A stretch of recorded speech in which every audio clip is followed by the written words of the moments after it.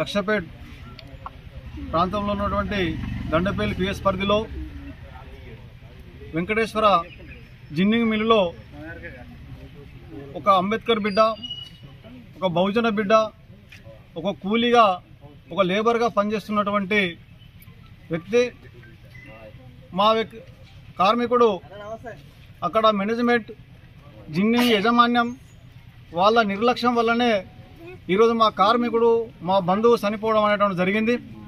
దీనికి పూర్తి బాధ్యత జిన్నింగ్ మేనేజ్మెంట్ యాజమాన్యమే బాధ్యత వహించాలని చెప్పేసి మేము బాబాసాహెబ్ అంబేద్కర్ బిడ్డలుగా డిమాండ్ చేస్తూ ఉన్నాం. అది ఏది ఏమైనా, ఎందుకంటే వాళ్ళ కుటుంబ సభ్యులు మొదటి భార్యకు 2 పిల్లలు, రెండో భార్యకు 4 ఆడపిల్లలే ఉన్నటువంటి పరిస్థితి ఉంది. అంటే ఆమె భార్యతో కలిపితే 7 ఆడపడుచులు ఉన్నారు.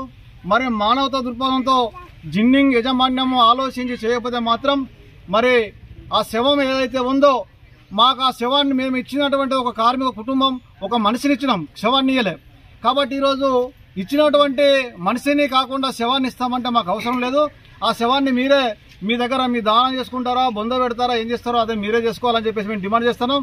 లేదా తక్షణంగా ఆ కుటుంబానికి ఆర్థిక సాయంగా ఖచ్చితంగా ఒక్కొక్క వ్యక్తికి 5 లక్షలుగా ఇవ్వాలని చెప్పేసి మేము డిమాండ్ చేస్తూ ఉన్నాం.